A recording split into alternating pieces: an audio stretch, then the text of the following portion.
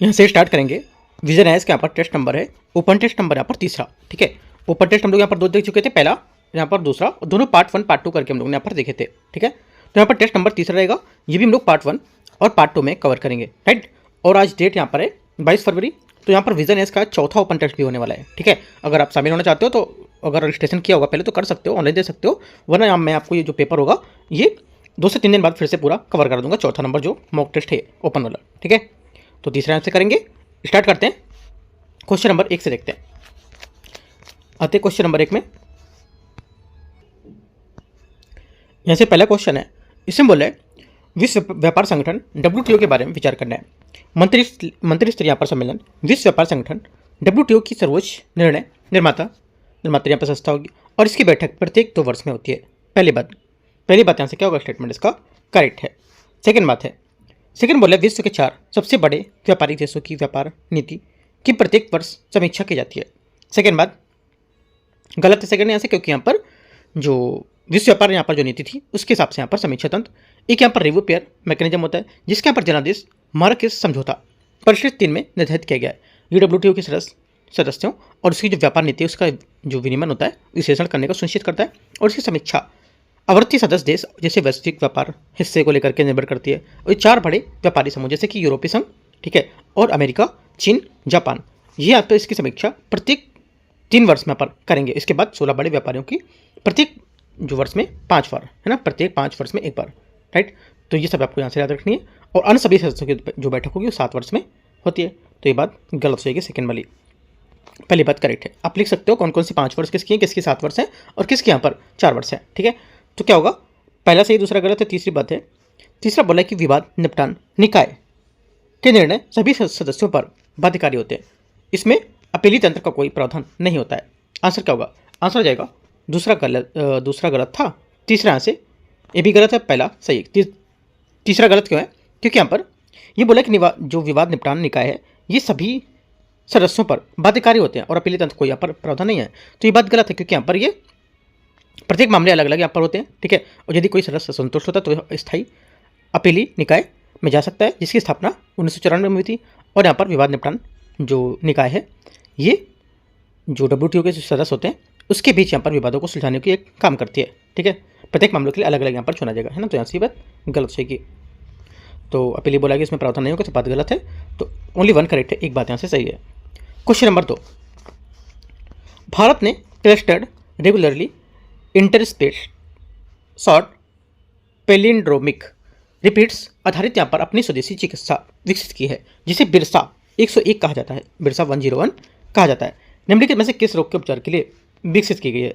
Answer जाएगा दूसरे का correct answer sickle cell disease यहाँ पर करेक्ट आंसर होगा। ठीक है, जो सिकिल यहाँ पर सेल डिसीज है ये सही होगा, क्योंकि यहाँ पर आनुवंशिक रूप से विरासत में मिलने वाले जो विकार होते हैं, मतलब जेनेटिकली यहाँ पर जो इनहेरिटेड डिसऑर्डर्स होते हैं उसका एक समूह होता है। और ये रोग हीमोग्लोबिन के शरीर में ऑक्सीजन ले जाते हैं और यहाँ पर क्षमता को प्रभावित करते हैं। और हीमोग्लोबिन लाल रक्त कोशिकाओं में पाया जाने वाला एक प्रोटीन होता है। ठीक है, तो यहाँ से क्या होगा, सी यहाँ से आंसर होगा दूसरे का। क्वेश्चन नंबर 3 है, प्रधानमंत्री ग्राम सड़क योजना के संबंध में विचार करना है। ये योजना ग्रामीण विकास मंत्रालय द्वारा संचालित की जा रही है, पहली बात। तीसरे का पहला स्टेटमेंट यहाँ से करेक्ट है। सेकंड बात है, इसका उद्देश्य निर्दिष्ट जनसंख्या आकार वाले पात्र असंबद्ध जो बसावटें होती हैं उसके सभी मौसमों में सड़क संपर्क प्रदान करेगी। सेकंड बात यहाँ से ये भी करेक्ट होगी, जो सड़क से नहीं जुड़े थे उनके यहाँ पर कनेक्टिविटी कराएगी। ठीक है, और यहाँ पर सभी मौसम में जाने योग्य सड़क उपलब्ध कराना, दोनों बातें करेक्ट है। PMGSY प्रधानमंत्री ग्राम सड़क योजना के अंतर्गत राज्य सरकारों द्वारा सड़कों का निर्माण न्यूनतम 10 वर्ष की डिजाइन अवधि के लिए साथ किया जाएगा। तीसरी बात यहाँ से करेक्ट होगी, है ना, गलत नहीं। तीसरी बात भी करेक्ट है, क्योंकि यहाँ पर जो इसके अंतर्गत सड़कें जो होती हैं राज्य सरकारों द्वारा निर्मित की जाती हैं, जिनकी डिजाइन अवधि कम से कम 10 वर्ष होती है। ठीक है, ये बात करेक्ट है।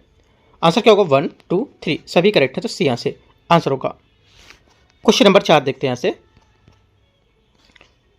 क्वेश्चन 4 है, कांग्रेस के यहाँ पर उदारवादी चरण के कार्यकलापों और उनमें संबंधित घटनाओं के संबंध को विचार करना है। पहली बात यहाँ से बोले कि कांग्रेस ने अपने प्रारंभिक वर्षों में प्रत्यक्ष राजनीतिक आंदोलन पर ध्यान केंद्रित किया है, पहली बात। चौथे का पहला स्टेटमेंट यहाँ से क्या होगा, ये गलत है, क्योंकि यहाँ पर कांग्रेस ने शुरुआती वर्षों में प्रमुख मांगे थी कि कांग्रेस और प्रांतीय विधायी परिषदों में सुधार करके भारतीय को अधिक यहाँ पर अधिकार देना और उच्च व्यावसायिक जो प्रशासनिक पद है उस पर भारतीयों की नियुक्ति, न्यायिक सुधार और युद्ध पर कम धन खर्च करना होगा। लेकिन इन मांगों में आम लोगों की अपील शामिल नहीं थी, है ना। प्रत्यक्ष यहाँ पर राजनीतिक आंदोलन कांग्रेस के एजेंडे में शामिल नहीं था और इसका मुख्य बल याचिकाएं, भाषण और लेख लिखने पर था, ताकि यहाँ पर भारत में सुधारों के लिए अंग्रेज उदारवादी जनमत को प्रभावित किया जा सके। पहली बात गलत हो जाएगी। सेकेंड बात यहाँ से, राष्ट्रीय गीत वंदे मातरम पहली बार 1905 में बनारस अधिवेशन में गाया गया था। सेकेंड बात यहाँ से गलत है, क्योंकि यहाँ पर वंदे मातरम बंकिम चंद्र चट्टोपाध्याय द्वारा 1870 में दशक में बंगाली भाषा में लिखा गया था एक गीत है, और इसे उन्होंने 1882 में बंगाली उपन्यास आनंद मठ में शामिल किया था। और यह पहला जो गीत था जो पहली बार रविन्द्रनाथ टैगोर द्वारा भारतीय राष्ट्रीय कांग्रेस के 1896 अधिवेशन में गाया गया था, 1905 में नहीं गाया गया था। दोनों बातें गलत हैं। तीसरा है, कांग्रेस के प्रारंभिक राष्ट्रवादी नेताओं ने ब्रिटिश पूंजी द्वारा प्रारंभ किए गए भारत के आर्थिक विकास का समर्थन किया है। तीसरी बात यहाँ से क्या होगी, ये भी गलत है, क्योंकि यहाँ पर प्रारंभिक राष्ट्रवादी इस बात को लेकर स्पष्ट है कि भारत को औद्योगिकरण की आवश्यकता चाहे जितनी भी हो, यह भारतीय पूंजी पर आधारित होना चाहिए, ना कि विदेशी पूंजी पर। तीनों बातें गलत है। फोर्थ का आंसर क्या होगा, पूछे कौन सा गलत है, तो 1, 2, 3 सभी यहाँ से गलत हो जाएंगे। क्वेश्चन 5वां है, कृषि उत्पादों की खरीद के संबंध में विचार करना है। न्यूनतम समर्थन मूल्य MSP के तहत किसानों से खरीदे जाने वाले जूट और कपास की मात्रा पर कोई ऊपरी सीमा निर्धारित नहीं थी, है ना। पहली बात क्या होगा, पहली बात स्टेटमेंट यहाँ से इसकी करेक्ट हो जाएगी, सही बात है। दूसरी बात यहाँ से, गन्ने के लिए उचित एवं लाभकारी मूल्य FRP निर्धारित करते समय उत्पादन लागत मूल्य न्यूनतम 50% मार्जिन सुनिश्चित किया जाएगा। सेकेंड बात क्या होगी, सेकेंड बात यहाँ से गलत है, क्योंकि यहाँ पर जो 22 फसलों के लिए MSP उत्पादन लागत पर कम से कम 50% फसल का लाभ होगा जोड़ा जाएगा। लेकिन गन्ने के मामले में उचित जो यहाँ पर लाभकारी मूल्य होगा FRP वो सरकार तय करेगी, जिससे यहाँ पर 50% निश्चित लाभ नहीं बल्कि यहाँ पर उचित लाभ का प्रावधान किया जाएगा। गन्ने का मूल्य निर्धारण गन्ना नियंत्रण आदेश 1866 के तहत होता है, जो आवश्यक वस्तु अधिनियम 1955 के तहत आता है। ठीक है, तो कुछ बातें आपको याद रखनी है। सेकेंड बात गलत है, पहली बात सही है। क्वेश्चन नंबर स्टेटमेंट तीसरा है, वर्तमान में सरकार ने मूल्य समर्थन योजना के तहत राज, तुअर, उड़द, मसूर दाल की 100% उत्पादन की खरीद को अनुमति दी है। तीसरी बात से करेक्ट है। आंसर क्या होगा, 2 करेक्ट है, 1 और 3, तो 1 और 3 करेक्ट है, तो आंसर आपका 2 बातें सही हो जाएंगी, बी। क्वेश्चन नंबर आते हैं छठे में, 6 नंबर।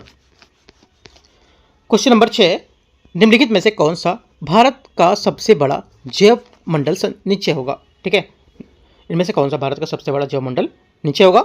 आंसर हो जाएगा क्वेश्चन नंबर 6 का यहाँ से, ये कच्छ का रण जो होता है यहाँ से इसका आंसर होगा। ठीक है, क्योंकि यहाँ पर तमिलनाडु का जो है मतलब तमिलनाडु नहीं है, जो 18 यहाँ पर जो जैव मंडल नीचे है उसमें से 13 को यूनेस्को द्वारा मान्यता भी प्राप्त है। ये भी इंपॉर्टेंट पॉइंट है, आपको नोट करना है। और नीलगिरी यहाँ पर पहला मान्यता प्राप्त जैव मंडल नीचे था, जबकि कोल्ड डेजर्ट को अंतिम रूप से मान्यता दी गई है। काफ़ी इंपॉर्टेंट है। एक पॉइंट और यहाँ पर है कि जो क्षेत्रफल की दृष्टि से दिब्रू सैखोवा जैव मंडल नीचे सबसे छोटा और कच्छ जैव मंडल नीचे सबसे बड़ा होगा। ये बात आप लिख सकते हो। ठीक है, सी यहाँ से आंसर है। क्वेश्चन 7 है, निम्न पर विचार करना है, अंतरिक्ष की घटनाएं और इसके विवरण। हॉकिंग विकिरण, ये क्या होता है। हॉकिंग विकिरण बोल रहा है कि ये ब्लैक होल उत्सर्जित होने वाला विकिरण होगा। करेक्ट है। किलोनोवा न्यूट्रॉन तारों का विलय कारण हुई परिघटना। सेकेंड बात क्या होगी, सेकेंड बात भी करेक्ट है, क्योंकि यहाँ पर किलोनोवा विद्युत चुंबकीय विकिरण का एक तीव्र विस्फोट होता है। ये विस्फोट 2 न्यूट्रॉन तारे या एक न्यूट्रॉन तारा और एक तारकीय विद्युन्मान वाले ब्लैक होल के आपस में टकराकर विलीन हो जाते हैं, उसमें सिर होता है। दोनों बातें सही हैं। तीसरा, फास्ट रेडियो बर्स्ट, रेडियो तरंगों का संक्षिप्त और अत्यंत तीव्र विस्फोट। ये भी बात करेक्ट हो जाएगी। ठीक है, तीनों बात करेक्ट है, 1, 2, 3 सभी यहाँ पर 7वें का सी करेक्ट हो जाएगा। क्वेश्चन नंबर 8, निम्नलिखित में से कौन सा व्यक्तित्व 2 क्रांतिकारी प्रकाशन भवानी मंदिर और वर्तमान रणनीति से संबंधित था। आंसर हो जाएगा 8वें का करेक्ट आंसर यहाँ से बारिंद्र कुमार घोष यहाँ से सही आंसर होगा। बारिंद्र कुमार घोष एक क्या भारतीय क्रांतिकारी और स्वतंत्र सेनानी थे, जिन्हें लोकप्रिय रूप से बारिंद्र घोष के नाम से भी जानते थे। बारिंद्र और यहाँ पर अरविंद घोष को 2 मई 1908 है ना, 2 मई 1908 को अन्य स्वतंत्र सेनानियों के साथ अलीपुर मुरादेपुर और यहाँ पर बम कांड में गिरफ्तार कर लिया गया था। और बारिंद घोष को उल्लास कर दत्त को मृत्युदंड सुनाया गया था। हालांकि यहाँ पर देशबंधु चित्तरंजन दास के हस्तक्षेप में यह सजा घटाकर आजीवन कारावास में कर दी गई थी। ठीक है, और 1909 में बारिंद घोष को अंडमान सेल्युलर जेल में निर्वासित कर दिया गया था। तो कुछ बात इनके बारे में याद करनी है, ये यहाँ से आंसर होगा। आगे आते हैं क्वेश्चन नंबर 9। ठीक है, 8वें की बात तो पता ही थी हमने, एक्स्ट्रा बात यहाँ से जान ली इसकी और। राइट, क्वेश्चन 9 देखते हैं। क्वेश्चन 9 है यहाँ पर शेयर बाजार प्रचलित शब्दों के संबंध में विचार करना है। स्टॉक स्प्लिट के बाद शेयर धारकों के कुल निवेश का मूल और कंपनी का बाजार पूंजीकरण समान रहता है। पहली बात, 9वीं का पहला स्टेटमेंट यहाँ से करेक्ट है। सेकेंड बात है, पॉजिटिव अल्फा का अर्थ होता है कि निवेश ने उठाए गए जोखिम के अनुपात में अपने बेंचमार्क से बेहतर प्रदर्शन करते हुए अधिक प्रतिफल को अर्जित करना। सेकेंड बात यहाँ से करेक्ट है, क्योंकि यहाँ पर अल्फा जो होता है ये निवेश से संबंधित एक शब्द होता है जो मापता है कि यहाँ पर कोई निवेश रणनीति बाजार की तुलना में कितना बेहतर प्रदर्शन कर रहा है। ठीक है, और ये जोखिम के लिए समायोजित बेंचमार्क इंडेक्स की तुलना में किसी निवेश के अतिरिक्त या असमान प्रतिफल के प्रतिनिधित्व को दर्शाता है। और सकारात्मक अल्फा का अर्थ है कि यहाँ पर निवेश के बेंचमार्क को बेहतर प्रदर्शन किया है, जबकि यहाँ पर नकारात्मक अल्फा का अर्थ होता है कि इसने खराब प्रदर्शन किया है। तो दोनों पॉइंट आप यहाँ पर लिख सकते हो, दोनों पॉइंट इसके की पॉइंट महत्वपूर्ण है। ठीक है, 9वें का क्या होगा, पहला सही है और दूसरा भी यहाँ पे करेक्ट हो जाएगा। यहाँ से तीसरा स्टेटमेंट है, ये बोला है उच्च मूल्य आय अनुपात किसी अल्प मूल्यांकित यहाँ पर जो शेयर है ये निवेशक उसके शेयर के प्रति आशावाद में कमी को दर्शाता है। तीसरी बात क्या होगी, 9वें का पहला यहाँ से करेक्ट था, दूसरा यहाँ से सही था, तीसरा यहाँ से गलत होगा, क्योंकि यहाँ पर जो तीसरा स्टेटमेंट है ये मूल्य आय अनुपात है, इसको ही दर्शाता है कि जो निवेशक जो दर्शाता है कि निवेशक यहाँ पर जो कंपनी है उसके प्रति इकाई होती है आय, उसके लिए कितना मूल्य चुकाने को तैयार है। इसे प्रति शेयर बाजार मूल्य को प्रति शेयर आय से भाग देकर निकालते हैं। ठीक है, याद रखना है। और बस यहाँ से ठीक हो जाएगा इतना। बाकी तो यहाँ बोला कि इसमें किसी अल्प मूल्यांकित शेयर या निवेशक में शेयर के प्रति आशावाद की कमी को दर्शाता है। ऐसे यहाँ पर नहीं कि आशावाद की कमी को दर्शाए, क्योंकि यहाँ पर जो P/E है ना, P/E यहाँ पर है, ये अनुपात ये संकेत देता है कि यहाँ पर शेयर बाजार का मूल्य कम आंका गया है। ये निवेशकों की कंपनी के लेकर भविष्य में आशावादी कमी हो सकती है, लेकिन यहाँ पर कमी को दर्शाता नहीं है ये। ठीक है, याद रखना है। 1 2 करेक्ट है। आंसर क्या होगा 9वें का, बी आंसर सही हो जाएगा। 2 बातें सही थी, पहली और दूसरी। क्वेश्चन 10 है, मुख्य निर्वाचन आयुक्त तथा अन्य निर्वाचन आयुक्त अधिनियम 2023 के अनुसार मुख्य निर्वाचन आयुक्त और अन्य निर्वाचन आयुक्तों की नियुक्ति भारत के राष्ट्रपति द्वारा चयन समिति की सिफारिश के प्राप्त करने के बाद की जाएगी। इनमें से कौन सी चयन समिति के सदस्य होंगे? आंसर हो जाएगा 10वें का करेक्ट आंसर। एक तो यहाँ से प्रधानमंत्री, ठीक है, करेक्ट होंगे, और एक लोकसभा का विपक्ष का नेता, न कि अध्यक्ष, और भारत के मुख्य न्यायाधीश इसमें नहीं होंगे। इसमें होगा प्रधानमंत्री द्वारा नामित एक केंद्रीय कैबिनेट मंत्री। ठीक है, 3 होंगे, प्रधानमंत्री होगा, लोकसभा का विपक्ष का नेता होगा, ठीक है, और यहाँ पर प्रधानमंत्री द्वारा नामित एक केंद्रीय कैबिनेट मंत्री होगा। 3 होंगे, ये दोनों गलत हो जाएंगे। एक बात सिर्फ करेक्ट है, बी से आंसर होगा 10वें का। क्वेश्चन 11, निम्नलिखित में से व्यक्तित्व पर विचार करना है। William Jones, James Mill, Thomas जो बैम्बिंगटन मैकाले, इनमें से किन्हें प्राच्यवादी कहा जा सकता है? प्राच्यवादी कहा जाएगा किसे? आंसर हो जाएगा विलियम जोन्स को हम लोग क्या कहते हैं? प्राच्यवादी कहते हैं। क्यों? क्योंकि यहाँ पर जोन्स मिल उन लोगों में से थे जिन्होंने प्राच्यवादियों पर तीखा हमला किया था। उन्होंने कहा था कि ब्रिटिश प्रयासों का उद्देश्य यह नहीं था होना चाहिए कि वे भारत में वहीं पढ़ाएं जो भारतीय चाहते थे या जिनका सम्मान करते थे, ताकि उन्हें प्रसन्न किया जा सके, उन्हें हर जगह स्थान बनाया जा सके। शिक्षा का उद्देश्य उपयोगी और व्यवहारिक ज्ञान देना चाहिए। इसलिए भारतीय को पूर्व की कविता और धार्मिक साहित्य के बजाय पश्चिम की वैज्ञानिक और तकनीकी प्रगति से परिचित कराया जाना चाहिए। ठीक है, और यहाँ पर 1830 में उसके दशक में प्राच्यवादियों के विरुद्ध आलोचना और अधिक तीव्र हो गई थी, जिससे क्या होता है उस समय कि सबसे प्रभावशाली आलोचक में थॉमस बैबिंगटन मैकाले प्रमुख थे। ठीक है, इंपॉर्टेंट बात होगी। तो आंसर क्या होगा? आंसर यहाँ से सिर्फ एक बात करेक्ट है, पहला विलियम जोन्स करेक्ट हो जाएगा। क्वेश्चन 12, भारतीय रिजर्व बैंक द्वारा राज्य सरकारों को प्रदान की जाने वाली वित्तीय समायोजन सुविधाओं के बारे में विचार करना है। आरबीआई द्वारा राज्यों को दी जाने वाली अल्पकालिक वित्तीय सहायता भारतीय रिजर्व बैंक अधिनियम 1934 के प्रावधानों के अंतर्गत संचालित होती है। पहली बात 12वें का पहला करेक्ट है। सेकेंड बात विशेष आहरण सुविधा एचडीएफ जिसको बोलते हैं, ठीक है, ये विशेष आहरण सुविधा एचडीएफ संपार्श्विक आधारित सुविधा होती है जो राज्यों को नामित कोषों में उनके निवेश को बदलने में रियायती दरों पर उपलब्ध कराई जाती है। सेकेंड बात ये भी करेक्ट है। तीसरी बात है अर्थोपाय अग्रिम एक संपार्श्विक मुक्त सुविधा होती है जो राज्यों को रेपो दर उपलब्ध होती है। रेपो दर पर उपलब्ध होती है। तीसरी बात यहाँ से क्या होगी, तीसरी बात यहाँ से करेक्ट है, क्योंकि यहाँ पर जो अर्थोपाइक्रीम जो होता है तथा ओवरड्राफ्ट ओडी बिना संपार्श्विक के दी जाने वाली सुविधाएं होती हैं, ये एलटीएफ की तुलना में अधिक ब्याज दर उपलब्ध होती है। ठीक है, तो क्या होगा, तीसरी बात यहाँ से ये भी करेक्ट है, और पहला ये भी करेक्ट था, दूसरा भी करेक्ट था, तो तीनों आंसर सही हो जाएंगे। Answer C. क्वेश्चन नंबर 13 निम्नलिखित कथनों पर विचार करना है। वर्तमान में किसान क्रेडिट कार्ड की योजना के तहत अंतर्गत एक किसान बिना किसी संपार्श्विक के 2 लाख रुपए तक का कृषि ऋण प्राप्त कर सकता है। पहली बात, 13 का पहला स्टेटमेंट यहाँ से क्या होगा, ये 13 का 13वें का पहला स्टेटमेंट आपका यहाँ से हो जाएगा, ये करेक्ट है, सही है। दूसरी बात है, क्योंकि यहाँ पर जो केसीसी है इसके तहत बिना किसी संपार्श्विक के दिए जाने वाले ऋण को सीमा पहले से ही 1 जनवरी 2025 से प्रभावी रूप में 1.6 लाख रुपए बढ़ाकर 2 लाख रुपए कर दी गई थी, है ना, तो बात सही है। सेकेंड बात है, केसीसी जो है इसके अंतर्गत लिया गया ऋण, कृषि ऋण किसानों के घरेलू उपयोग आवश्यकताओं के लिए उपयोग नहीं किया जा सकता है। ये बात क्या होगी, ये बात गलत है, क्योंकि यहाँ पर कर सकते हो उसको प्रयोग, है ना, गलत हो जाएगी। तीसरी बात है मौखिक पट्टेदार और बटाईदार केसीसी कार्ड प्राप्त करने हेतु पात्र होंगे। तीसरी बात क्या होगी, तीसरी बात यहाँ से सोचना क्या होगा, तीसरी बात एकदम करेक्ट है। चौथा, केसीसी के अंतर्गत ऋण सीमा ऋण की राशि संबंधित राज्य सरकारों द्वारा निर्धारित की जाती है। चौथी बात गलत है, क्योंकि यहाँ पर केसीसी के अंतर्गत ऋण सीमा राशि जो होती है राशि बैंकों के द्वारा भारतीय रिजर्व बैंक आरबीआई के मास्टर प्रतिपत्र में निर्धारित की जाती है दिशा निर्देशों के अनुसार। 3 बातें करेक्ट हैं, 1 2 3। अच्छा, दूसरी बात गलत थी क्या,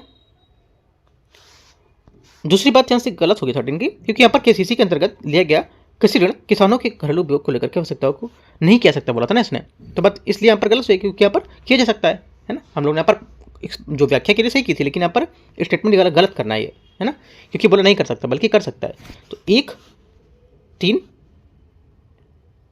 तो सही है ना, 13 का आंसर 1 और 3, तो आंसर हो जाएगा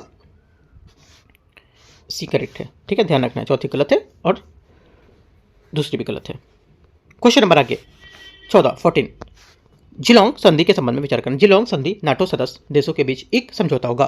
पहली बात 14 का गलत है, क्योंकि यहाँ पर जिलोंग संधि जुलाई 2025 में हस्ताक्षरित ऑस्ट्रेलिया यूके के बीच एक 50 वर्षीय रक्षा समझौता है। यह मुख्यतः परमाणु संचालित पनडुब्बियों के सहयोग से उस पर केंद्रित होगा, जिसके अंतर्गत पनडुब्बियों के डिजाइन, निर्माण, संचालन तथा रखरखाव में साझेदारी की जाएगी। इसका उद्देश्य होगा कि अमेरिका के औकस समीक्षा संबंधी अनिश्चितता के बावजूद हिंद प्रशांत स्थिरता को मजबूत करना और औद्योगिक आधार तैयार करना होगा। सेकेंड बात, इसे परमाणु संचालित पनडुब्बी साझेदारी और सहयोग संधि के नाम से जाना जाता है। सेकेंड बात करेक्ट है, ओनली 2 करेक्ट है, बी आंसर होगा।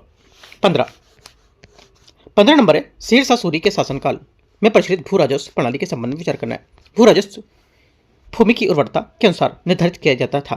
पहली बात 15 का पहला स्टेटमेंट यहाँ से करेक्ट होगा। सेकेंड बात है, प्रत्येक किसान द्वारा दे भू राजस्व की राशि पट्टे में लिखी जाती थी। सेकेंड बात क्या होगी, सेकेंड बात यहाँ से करेक्ट होगा। तीसरा, प्राकृतिक आपदाओं से सुरक्षा के लिए भूमि पर उपकर सेस लगाया जाता था। तीसरी बात यहाँ का तीसरी बात भी करेक्ट है। 1 2 3 सभी करेक्ट है, 15 का आंसर सी। 16, हाल ही में हेली गुब्बी ज्वालामुखी में आकस्मिक विस्फोट हुआ जिससे घने धुएं और राख के विशाल गुब्बार आकाश में बहुत ऊंचाई पर फैल गए थे और हजारों मील दूर भारत की हवाई यात्रा में प्रभावित हुई थी। ये ज्वालामुखी किस देश में स्थित है, आंसर हो जाएगा 16 का इथोपिया करेक्ट आंसर है। काफ़ी न्यूज़ में भी था ये, है ना, और 23 नवंबर को हुई थी लास्ट, मतलब जो लास्ट मंथ चले थे ना, नवंबर दिसंबर, उसमें तो 23 नवंबर को घटना थी ऐसी, और ये द हिंदू, इंडियन एक्सप्रेस सभी न्यूज़पेपर में भी था ये। आते आगे 17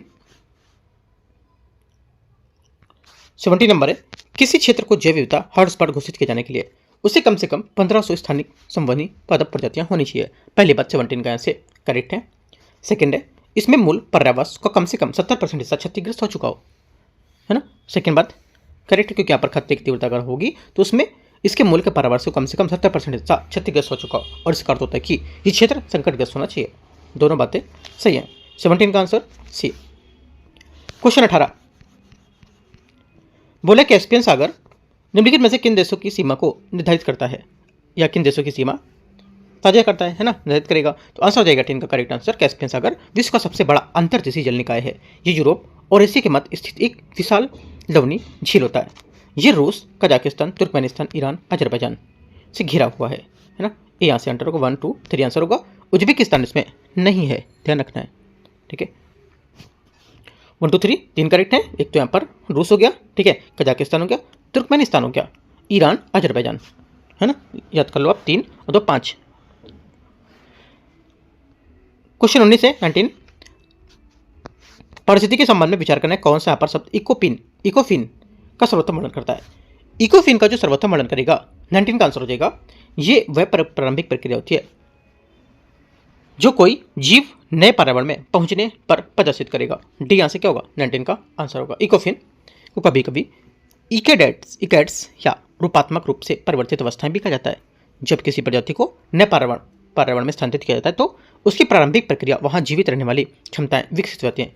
और उदाहरण के लिए यूरोफोबिया नमक की घास एक प्रजाति में 2 भिन्न इकोफिन पाए जा सकते हैं, ठीक है। क्वेश्चन 20 यहाँ से, ईस्ट इंडिया कंपनी के तहत बंगाल में अपनाई गई दस्तक प्रणाली के संबंध में विचार करना है। पहली बात है, पहला बोला है दस्तक कंपनी के कर्मचारियों के निजी व्यापार पर लगाए जाने वाले सीमा शुल्क थे। पहली बात 20 का यहाँ से गलत है, क्योंकि यहाँ पर ईस्ट इंडिया कंपनी के तहत बंगाल में अपनाई गई दस्तक प्रणाली इस बात का उत्कृष्ट उदाहरण था कि यहाँ पर किस प्रकार के राजकोषीय जो विशेषाधिकार थे उसका शोषण के साधनों में बदल दिया गया था। और दस्तक शब्द का शाब्दिक अर्थ पास या परमिट है ना, पास होना फेल पास नहीं, पास होना। जैसे कि यहाँ पर कहीं जा रहा है उसको परमिट देना है ना, जैसे कि आपने टोल टैक्स जा रहे हो, कहीं जा रहे हो तो उसको पास देना, परमिट देना, राइट।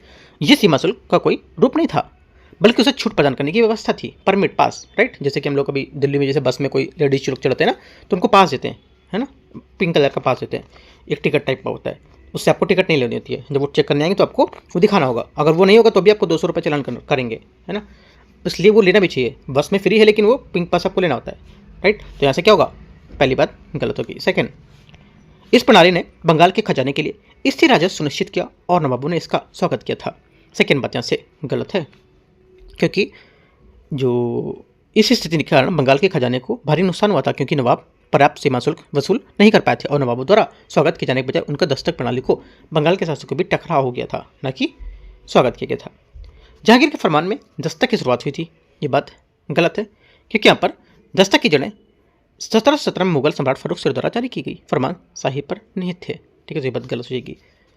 गलत कितने, तीनों गलत हो गए ना, 1 2 3 तीनों गलत हैं, तो सही पूछा है, कोई सही नहीं है।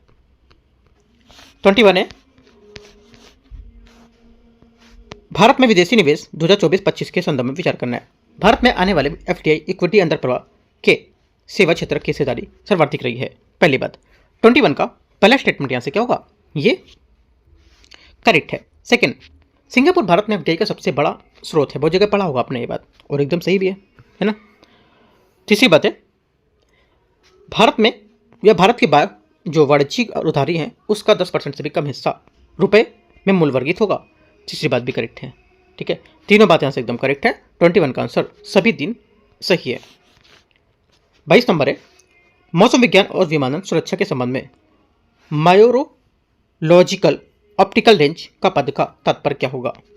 इसका तात्पर्य क्या होगा, इसका तात्पर्य कि वह क्षैतिज दूरी जो प्रकाश की किरण द्वारा वायुमंडल में उसकी तीव्रता के मूल मान के 5% तक घट जाने के पूर्व में तय की जाती है। बी यहाँ से आंसर होगा क्वेश्चन नंबर 22 का। 23 है, 23 नंबर, निम्नलिखित कथनों पर विचार करना है, देखते हैं इसको। Selective catalytic reduction SCR system, diesel particular matter, ठीक है, फिल्टर, रियल ड्राइविंग एमिशन, इन्हें बोला ऑटोमोबाइल्स होने वाले उत्सर्जन में निपटने के लिए उपयुक्त उन्नत तकनीकों में से कितनी BS4 और BS6 दोनों के समान रूप से प्रयुक्त होंगी। आंसर हो जाएगा 23 का सभी, मतलब सभी नहीं, मतलब यहाँ से इनमें से कोई यहाँ पर जो होगा वो नहीं है जिसमें से ये शामिल हो। तो आंसर क्या होगा 23 का सभी गलत है, क्योंकि BS6 मानक पर लागू होने वाले डीजल पार्टिकुलर फिल्टर तथा सेलेक्टिव कैटालिटिक डिटेक्शन को शामिल किया गया है, जो यहाँ पर BS4 का हिस्सा नहीं होंगे, ये बात याद रखना है, ठीक है। और भारत स्टेज जो 6 है उत्सर्जक मानक के कार्यान्वयन के साथ भारत में पहली बार रियल ड्राइविंग एमिशन जो RD होता है ये लागू किया गया था। RD के साथ वाहन उत्सर्जन में वास्तविक समय की स्थितियों में मापा जाएगा, है ना। तो दोनों बातें यहाँ पे, तीनों बातें गलत हैं, इसमें से कोई यहाँ पर इसकी बात नहीं होगी, सभी गलत हैं इसमें, ठीक है। तो यहाँ पर क्या दोनों समान रूप से प्रयुक्त होते हैं, तो गलत है, कोई समान रूप से प्रयुक्त नहीं होती है। आगे आते हैं 24 बोला भारत में हालिया जनसांख्यिकी रुझानों के संबंध में विचार करना है। भारत विश्व का सबसे अधिक जनसंख्या वाला देश बन गया है। 24 पहला करेक्ट है। भारत की कुल प्रजनन दर TFR प्रतिस्थापन दर से कम हो गई है। स्तर से कम, भारत की कुल प्रजनन दर प्रतिस्थापन दर स्तर से कम हो गई है। सेकेंड बात क्या होगी? सेकेंड बात यहाँ से ये भी करेक्ट है, क्योंकि यहाँ पर राष्ट्रीय परिवार स्वास्थ्य सर्वेक्षण के अनुसार भारत की कुल प्रजनन दर TFR घटकर प्रति महिला 2 बच्चे हो गई है। ठीक है, तथा 2023 में घटकर 1.9 हो गई थी और ये 2.1 को प्रस्थापित स्तर से कम हो गई है, जो दीर्घकाल में जनसंख्या के स्थिर बनाने को लेकर के आवश्यक है। सेकंड करेक्ट है। पहला सही, दूसरा सही। तीसरी बात देखते हैं, भारत में वृद्ध जनसंख्या 60 वर्ष से अधिक का अनुपात 10% से अधिक होगा। तीसरी बात क्या होगी? तीसरी बात भी आंसर करेक्ट है। तीनों सही है। आंसर क्या होगा? 1, 2, 3। 24 का सही आंसर सी आंसर सही है। 25 है, एक यात्री 10 जनवरी को सुबह 10 बजे से टोक्यो जापान में प्रस्थान करता है और प्रशांत महासागर के ऊपर से पूर्व दिशा में उड़ान भरता है। अंतर्राष्ट्रीय तिथि रेखा पार करने की दिशा में वह 8 घंटे की उड़ान पश्चात होनोलुलु अमेरिका में उतरता है। तो निम्नलिखित में से कौन सा विकल्प होनोलुलु के आगमन के सही तिथि को दर्शाता है, समय को? आंसर हो जाएगा 25 का करेक्ट आंसर 9 जनवरी की रात 9 बजे इसका सही आंसर होगा। 25 का बी यहाँ से सही आंसर होगा। ठीक है, 26 आते हैं। ये आपको मैप से समझ आएगा क्वेश्चन, है ना। 26 यह 26 नंबर क्वेश्चन है। 26 नंबर, हाल ही में भारत ने यहाँ पर जो आपकी पूंजी का आपका अधिकार अभियान शुरू किया है, इसमें विचार करना है, इसके बारे में देखते हैं। पहली बात है, पहला बोला है कि किसी बैंक खाते में 10 वर्ष और उससे अधिक के समय तक बिना दावे वाली कोई भी राशि जमा करता शिक्षा एवं जागरूकता में स्थानांतरित कर दी जाती है। पहली बात सही है। सेकेंड, लगातार 7 वर्षों के बिना दावे वाले शेयरों को कंपनी द्वारा निवेशक शिक्षा एवं संरक्षण कोष में स्थानांतरित कर दिया जाता है। ये भी बात करेक्ट, हाँ ठीक है, सही बात है भी। तीसरा, यदि किसी बीमा राशि में जो 10 वर्षों पे अधिक समय तक कोई दावा नहीं किया जाता है, तो उसे बीमाकर्ता द्वारा वरिष्ठ नागरिक कल्याण जो कोष होता है उसके स्थानांतरित कर दिया जाएगा। तीसरी बात ये भी करेक्ट होगा। तीनों बात यहाँ पर जो टाइम दे रहा है, टाइम पीरियड इनका 7 वर्ष, 10 वर्ष और यहाँ पर ये 10 वर्ष, तो यहाँ पर तीनों स्टेटमेंट एकदम सही है। आंसर क्या होगा? आंसर हो जाएगा सी, 26 का करेक्ट आंसर है। 27 है, भारत में उर्वरक उत्पादन के संबंध में विचार करना है। वित्तीय वर्ष 2021 तक से अब तक कुल यहाँ पर घरेलू जो उर्वरक है उत्पादन में वर्ष दर वर्ष वृद्धि दर्ज की गई है। पहली बात 27 का पहला स्टेटमेंट यहाँ से करेक्ट है। वर्तमान में भारत की कुल उर्वरक आवश्यकता का 50% से अधिक आयात के माध्यम से पूरा किया जाता है। सेकेंड बात यहाँ से गलत है, क्योंकि यहाँ पर आयात पर निर्भरता में कमी 2025 में कुल उर्वरक आवश्यकता का 73% घरेलू उत्पादन के माध्यम से पूरा होता था। सेकेंड गलत हो जाएगा। ओनली 1 करेक्ट है, एक यहाँ से आंसर होगा। 28 पारिस्थितिक अनुक्रमण के संबंध में विचार करना है। कौन सा? मरुक्रमक के किसान के विकास का सही क्रम होगा। देखो, जो यहाँ पर मरुक्रमक है उसके विकास के यहाँ पर सही क्रम जो है 28 का ये हो जाएगा मरुक्रमक के। देखो, इस प्रकार जो हमारा लाइकेन चरण है, सूर्य के अत्यधिक संपर्क में रहने से जल की अत्यधिक कमी को लेकर के, ठीक है। उसके बाद मॉइस्चर चरण, मात्रा में धूल जो हिमस है उसकी यहाँ पर संचय पर्यावरण में इतना परिवर्तन करता है कि यहाँ पर द्वितीयक समुदाय भी क्रमबद्ध में होने लगते हैं, जैसे कि फ्यूनेरिया, स्फेगनम, ठीक है, और पॉलीट्रिचम, राइट। और शासकीय पौधे चरण में आएगा, उसके बाद झाड़ी चरण आएगा, है ना। और यहाँ पर चरम वन में क्लाइमेट जो फॉरेस्ट है वो, तो यहाँ से आंसर हो जाएगा, इसका आंसर हो जाएगा आपका 28 का लाइकेन, मॉस, शासकीय पौधे और झाड़ी, है ना। ये यहाँ से सही आंसर होगा। क्वेश्चन नंबर 29 है, लोकसभा के विघटन और उसके कार्य समाप्ति के प्रभाव को विचार करना है। सदन में मंत्री द्वारा दी गए आश्वासन व्यपगत हो जाते हैं। पहली बात क्या होगी? जब लोकसभा में विघटन और उसके कार्य समाप्ति पर संसद में मंत्री द्वारा दिए गए आश्वासन व्यपगत हो जाते हैं। पहली बात 29 का यहाँ से करेक्ट नहीं है, गलत है, ठीक है, क्योंकि यहाँ पर व्यपगत नहीं होते हैं। राष्ट्रपति द्वारा सदन पुनर्विचार के लिए राज्यसभा को वापस लौटाया गया विधेयक व्यपगत हो जाता है। सेकेंड बात यह भी गलत हो जाएगी, क्योंकि वे भी व्यपगत नहीं होता है। तीसरा, राज्यसभा में प्रस्तुत और पारित किंतु लोकसभा में अगर लंबित विधेयक है तो वो व्यपगत हो जाएगा, क्योंकि यहाँ पर राज्यसभा में प्रस्तुत किया, पारित और किंतु लोकसभा में लंबित है, तो यहाँ से व्यपगत हो जाएगा। तो ये बात करेक्ट है, केवल तीसरा करेक्ट है, सी आंसर है। 30 नंबर है, निम्नलिखित में वृक्ष प्रजातियों के कौन से यहाँ पर हिमालय क्षेत्र के तराई वनों में समान रूप से पाई जाती है? हिमालय क्षेत्र के तराई वनों में से कौन सी पाई जाती है? आंसर हो जाएगा 30 का करेक्ट आंसर ई। यहाँ पे एक तो सॉल, ठीक है, दूसरा आपको हो जाएगा इससे बेंत, और चौथा आपका बांस। देवदार और लाल चंदन इसमें नहीं होगा, ठीक है, देवदार और लाल चंदन, क्योंकि यहाँ पर देवदार वृक्ष हिमालय क्षेत्र के तराई वनों में समानता नहीं पाए जाते हैं। ये देवदार पश्चिमी हिमालय की एक मूल शंकुधारी वृक्ष प्रजाति है, ठीक है। और यहाँ से जो 5वां नंबर लाल चंदन रेड सैंडर जो होता है, ये लाल चंदन शुष्क पर्णपाती वनों में होता है, और विशेष रूप से भारत के आंध्र प्रदेश के पूर्वी घाट के पथरीली लाल मर्दा वाली झाड़ी पहाड़ी वहाँ पे देखा जाएगा। तो दूसरा 5वां गलत है, 1 3 4 करेक्ट है, 30 का आंसर ए। 31, निम्नलिखित राज्यों में कौन सा अरावली ग्रीन वॉल परियोजना के तहत शामिल होगा? आंसर हो जाएगा 31 का, एक तो पहला ये बोला है गुजरात, ठीक है, करेक्ट है, दूसरा राजस्थान, ये भी करेक्ट है, और चौथा हरियाणा, ये भी करेक्ट है। पंजाब और उत्तर प्रदेश यहाँ पर क्या होगा? इन राज्यों में ग्रीन वॉल अरावली परियोजना में तहत शामिल नहीं किए जाएंगे। आंसर 31 का ए यहाँ से सही हो जाएगा, ठीक है। आगे आते हैं क्वेश्चन 32 नंबर, परमाणु ऊर्जा संचालित रोटरक्राफ्ट ड्रैगनफ्लाई अंतरिक्ष मिशन के उद्देश्य क्या होगा? इसका उद्देश्य क्या है? इसका उद्देश्य होगा कि शनि के चंद्रमा टाइटन का अन्वेषण करना। डी यहाँ से करेक्ट होगा, क्योंकि ड्रैगनफ्लाई कार के आकार का एक परमाणु ऊर्जा संचालित रोटरक्राफ्ट होगा। इसकी भी कल्पना और निर्माण नासा के लिए यहाँ पर मेरीलैंड के लॉरेंस स्थित John Hopkins applied physics laboratory में किया जा रहा है, जो शनि के उपग्रह टाइटन का अन्वेषण करेगा। डी करेक्ट होगा। क्वेश्चन नंबर 32 हो गया। 33 बारडोली प्रस्ताव 1922 के संबंध में विचार करना कौन सा सही है? देखते हैं इसको। 33 का पहले बोला 33 में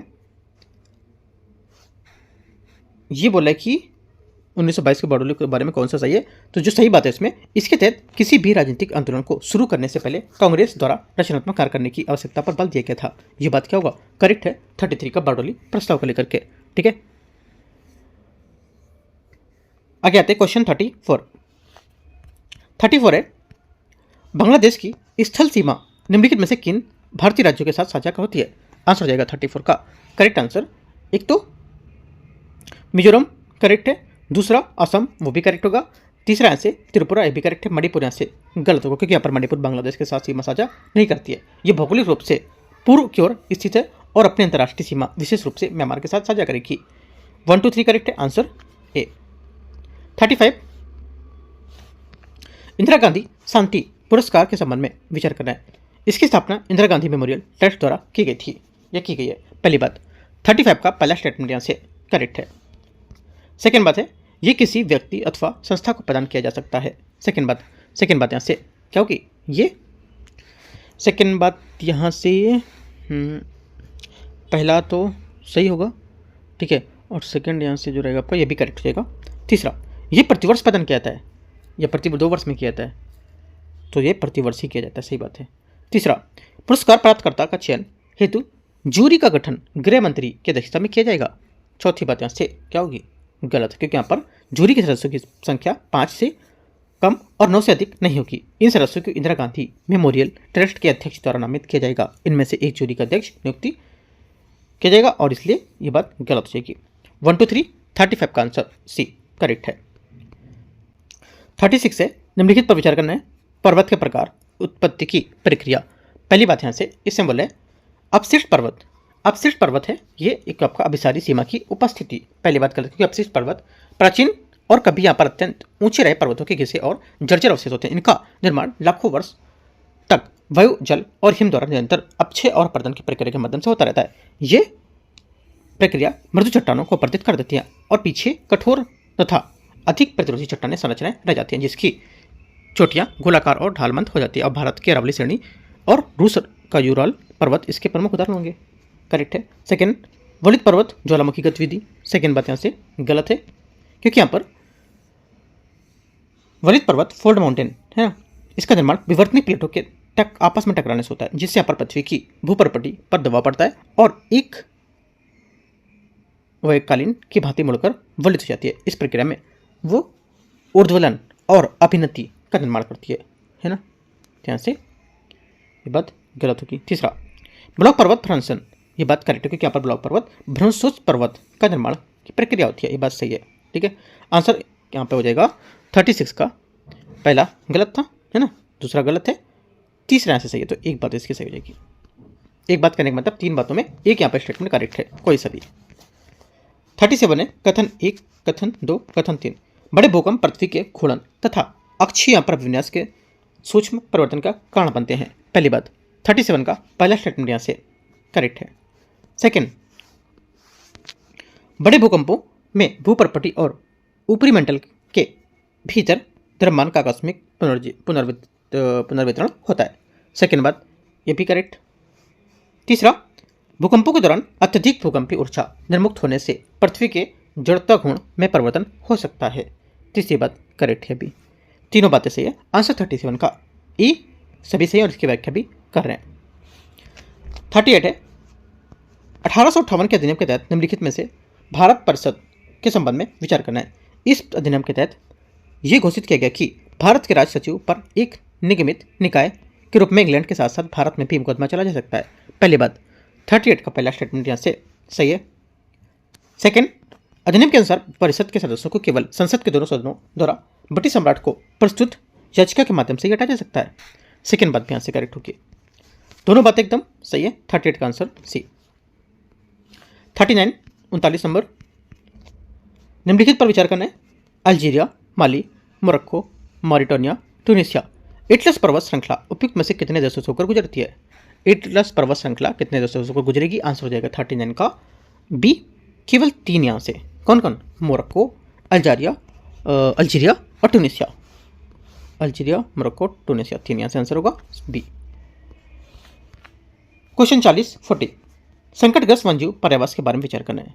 ये राष्ट्रीय उद्यानों और अभ्यारण्यों के वे क्षेत्र होते हैं जिन्हें वन संरक्षण वन्यजीव संरक्षण के उद्देश्य से अक्षुण्ण रखा जाता है। पहली बात, 40 का पहला स्टेटमेंट यहाँ से करेक्ट है। सेकंड, इन्हें केवल राज्य सरकारों द्वारा ही निर्धारित और अधिसूचित किया जा सकता है। सेकंड बात गलत है क्योंकि यहाँ पर इन पर्यावासों का निर्धारण और अधिसूचना केंद्र सरकार के पर्यावरण और वन मंत्रालय द्वारा एक विशेष समिति परामर्श से एक खुली प्रक्रिया के तहत पश्चात की जाएगी, तो ये बात गलत हो जाएगी। तीसरा, इन्हें अनुसूचित जनजाति और अन्य परंपरागत वन निवासी वन अधिकारों की मान्यता अधिनियम 2006 के अंतर्गत परिभाषित किया जाएगा। तीसरी बात क्या होगी? तीसरी बात 40 का यहाँ से ये क्या होगा? 40 का तीसरा स्टेटमेंट यहाँ से आपका करेक्ट है। आंसर 1 और 3 से ये 40 का आंसर हो जाएगा डी। 41 है बादामी के चालुक्यों के संबंध में विचार करना है। उन्होंने शैव और वैष्णव धर्मों को संरक्षण प्रदान किया तथा नास्तिक संप्रदायों का दमन किया था। पहली बात, 41 का पहला स्टेटमेंट यहाँ से ये गलत है क्योंकि यहाँ पर जो चालुक्यों ने युद्ध के देवता कार्तिकेय को प्रमुख स्थान दिया और शैव मठ में धर्म के प्रचार प्रसार में केंद्र बनाए गए थे। चालुक्यों ने अन्य संप्रदाय को भी यहाँ पर संरक्षण दिया था और जैन केंद्रों की उदारतापूर्वक भूमिदान दिया। पुलकेशिन द्वितीय ने राजकवि रविकीर्ति एक जैन विद्वान थे। हिंसाओं के अनुसार चालुक्य साम्राज्य में कई बौद्ध केंद्र थे जहां हीनयान महायान संप्रदाय में 5000 से अधिक अनुयायी रहते थे, तो पहली बात गलत हो जाएगी। इस दौरान कराधान की कोई एक समान दर लागू नहीं थी, एकदम सही बात है। एक यहाँ पर कोई कराधान दर नहीं लागू थी। इनके शासनकाल में राज परिवार की महिलाओं को प्रांतीय गवर्नर के रूप में नियुक्त किया जाता था। तीसरी बात यहाँ से करेक्ट है। आंसर 2 और 3 सही है, बी बात। 42 निम्नलिखित में से कौन सी इमारतें फतेहपुर सीकरी नगर में स्थित होंगी? पहली बात, 42 का पहला स्टेटमेंट यहाँ से करेक्ट है। बुलंद दरवाजा, सलीम चिश्ती का मकबरा, ये भी यहाँ से करेक्ट है। तीसरा, जोधाबाई महल, ये भी करेक्ट है। पंचमहल भी करेक्ट क्योंकि यहाँ पर फतेहपुर सीकरी नगर में इमारतें जो स्थित हैं ये सभी है, चारों, है ना। और भी लिख सकते हो जैसे दीवाने खास, ये भी जोड़ सकते हो। कमल सिंहासन, ये भी जोड़ सकते हो। अनूप तालाब, ये भी जोड़ सकते हो, तो डी यहाँ से आंसर होगी। बाकी एक्स्ट्रा बात जो मैंने बताई तीनों वो ऐड कर सकते हो। 43 निम्नलिखित पर आर्थिक गतिविधियों के बारे में विचार करना है। अंतरण भुगतान, अवैतनिक कार्य, शेयरों की खरीद, इनमें से कितनी आर्थिक गतिविधियों किसी देश के सकल घरेलू उत्पाद के जीडीपी आकलन के लिए शामिल नहीं की जाती हैं? आंसर हो जाएगा 43 का जो शामिल नहीं की जाएंगी। करेक्ट आंसर यहाँ से एक तो देखो सभी उत्पादक गतिविधियां जो जीडीपी में शामिल नहीं होती हैं, उदाहरण के लिए अवैतनिक कार्य जैसे कि घर या स्वयंसेवक द्वारा किया गया कोई कार्य, ठीक है, ये काला बाजार, ये गतिविधियां शामिल नहीं होती क्योंकि इनका सटीक मापन मूल्य निर्धारण करना कठिन हो जाता है, राइट। तो यहाँ पर सरकारी जो जीडीपी में शामिल की जाने वाली वस्तुओं में आपका सामाजिक प्रतिभूतियाँ और कल्याणकारी भुगतान, राइट, भुगतानांतरण, स्टॉक और बॉन्ड, वर्तमान में विनिमय प्रणाली तथा वित्तीय जो परिसंपत्ति होती है वो सब मूल्य होने वाले परिवर्तन, तो ये सभी यहाँ से हो जाएंगे। तो आंसर क्या होगा 43 का सी, सभी ये सभी शामिल क्या होंगे आकलन जीडीपी के नहीं शामिल की जाएंगी घरेलू उत्पाद में। 44 है, इससे हम बोले 44 में प्रोजेक्ट माइक जो है इसके संबंध में विचार। ये प्रोजेक्ट माइक काफ़ी टाइम पहले न्यूज़ में था, है ना, तो अभी से इस पर यूपीएससी ने क्वेश्चन पूछा नहीं अच्छा सा, राइट। तो हो सकता है क्वेश्चन इस बार भी न्यूज़ में आया है, क्वेश्चन यूपीएससी पूछे इस पर, ठीक है। तो अब जो डीप में इन्वायरमेंट में डीप में कवर करना है इसको, ठीक है। तो देखते हैं इसको। इसे वन्यजीव जीवों, वन जीवों और वनस्पतियों की संकटपन प्रजातियों के अंतर्गत व्यापार और कन्वेंशन द्वारा स्थापित किया गया है। पहली बात 44 का से करेक्ट होगी। सेकेंड, ये एक स्थल आधारित प्रणाली है जिसमें हाथियों के अवैध शिकार की प्रवृत्तियों की निगरानी हेतु डिजाइन किया गया है ताकि रेंज वाले देशों को उचित प्रबंधन और प्रवर्तन संबंधी निर्णय लेने में मदद मिल सके। दोनों बातें क्या है यहाँ से करेक्ट है। आंसर 44 का सी है ना।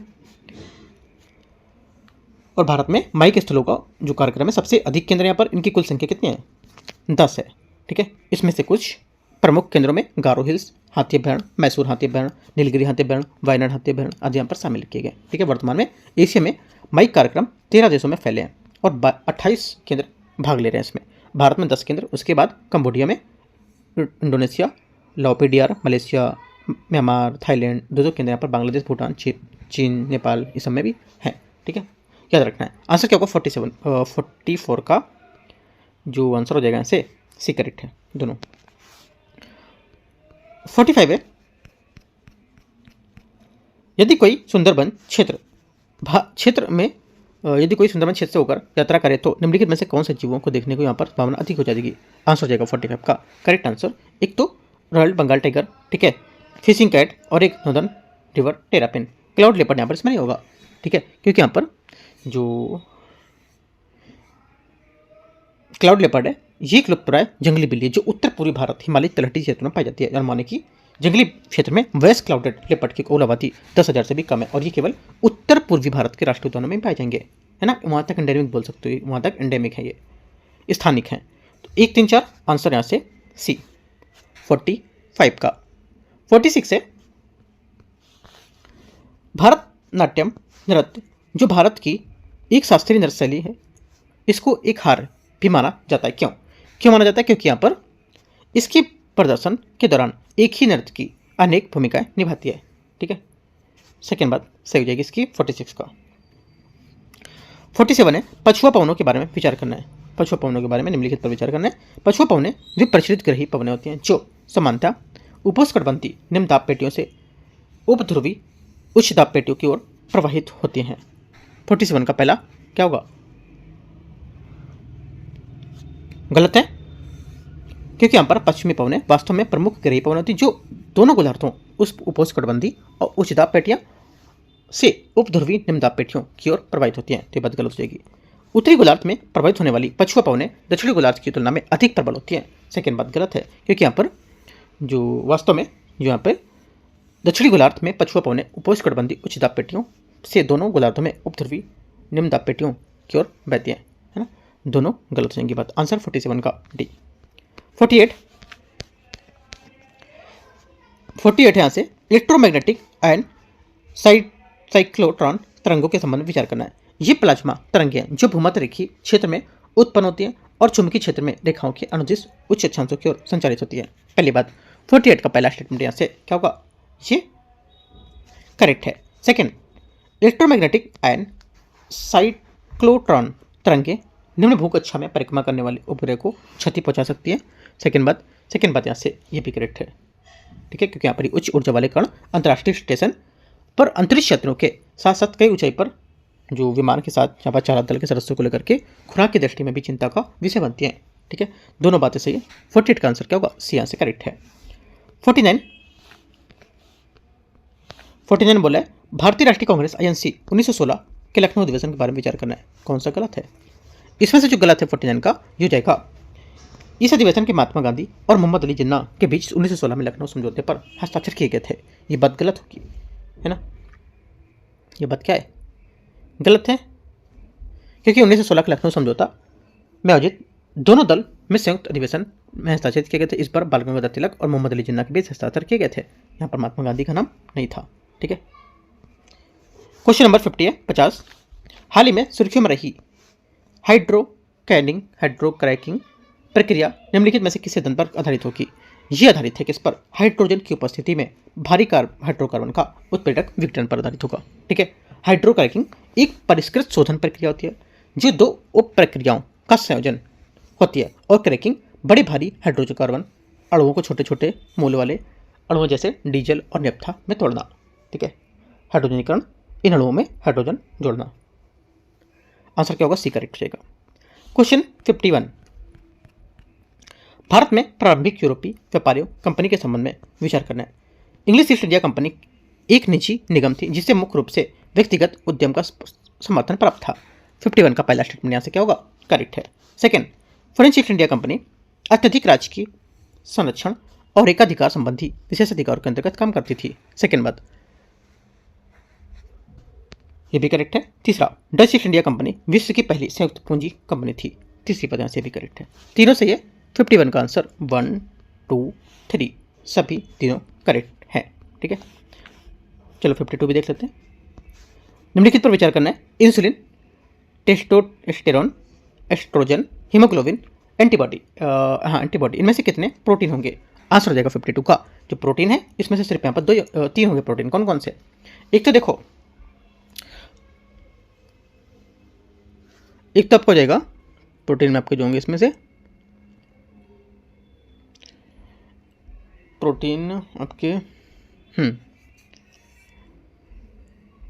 हीमोग्लोबिन, देखो रक्त प्रोटीन के लिए उदाहरण के लिए यहाँ पर रक्त प्रोटीन हीमोग्लोबिन 4 पेप्टाइड श्रृंखलाओं से बना होता है जिसमें से आपके प्रत्येक में हीम अणु होता है जो एक वलयाकार संरचना में होता है। ठीक है। और यहाँ पे आपको हो जाएगा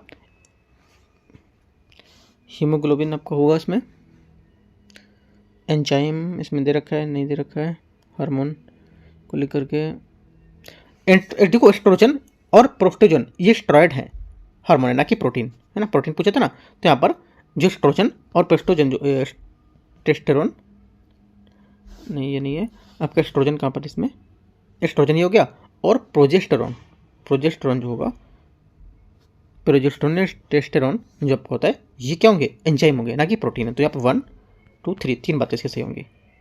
ठीक है। तो इस टाइप से हम लोग ने 50 क्वेश्चन यहाँ से कवर किए। ठीक है। 52 क्वेश्चन हो गए, और हम लोग 53 क्वेश्चन से डिस्कस करेंगे 100 नंबर क्वेश्चन तक पार्ट 2 वो हम लोग कल कर लेंगे। ठीक है। तो इस टाइप से आपका ओपन टेस्ट 3 हो जाएगा, और ओपन टेस्ट जो आज चौथा हो रहा है वो हम लोग यहाँ पर 1-2 दिन बाद कर लेंगे, जैसे कि यहाँ पर मेरे को मिलता है। तो ठीक है, करीब यहाँ पर वेडनेसडे को मिल जाएगा, तो आपको वेडनेसडे को मैं आपको यहाँ से करा दूंगा। राइट। और आपको याद रखना कि डेली टारगेट जो चल रहा है, हम लोग काफ़ी इंपॉर्टेंट डेली टारगेट चला रहे हैं, है ना। जिसमें से आज आपका 12वां दिन हो चुका है ना। उसमें से मैं आपको डेली टारगेट, जैसे कि आपका पॉलिटी के बहुत अच्छे यहाँ पर टॉपिक हैं, और हिस्ट्री के कुछ टॉपिक हैं। टॉपिक के अंदर सब टॉपिक जो हो सकते हैं एग्जाम में आ सकते हैं। एक बार आप जाके देखो, है ना, अच्छा लगता है तो आपको उसको सॉल्व करना है, शामिल करना है अपने आप में। राइट। अगर लेट हो गया तो आप मेरे से कॉन्टैक्ट करो, मैं आपको बताऊंगा क्या क्या चीज़ें करना है। लेट अगर हो गया, जैसे कि आप फर्स्ट डे आप पर जुड़े हो, है ना, तो कुछ रहेगा तो आप मेरे से पूछ सकते हो, मैं एक चीज़ आपको हेल्प करूँगा वहाँ पर। ठीक है। कोई चार्जेस आपको, कोई पैसे नहीं पे करने, है ना, एकदम फ्री तैयारी करनी है, और अच्छे से एक सिस्टमेटिक ढंग से आपको नोट्स मटेरियल भी मैं आपको दे रहा हूँ कि क्या क्या चीज़ आपको यहाँ से पढ़ना है। ठीक है। तो इतनी चीज़ आपको करना है, और मॉर्निंग में आपका यहाँ पर टॉपिक दिए जाते हैं, प्लस करंट अफेयर्स के क्वेश्चन दिए जाते हैं, और शाम को उस स्टैटिक टॉपिक के क्वेश्चन कराए जाते हैं। ठीक है। जोड़ सकते हो, काफ़ी इंपॉर्टेंट है। एंड करते हैं इसको। All the best, thank you.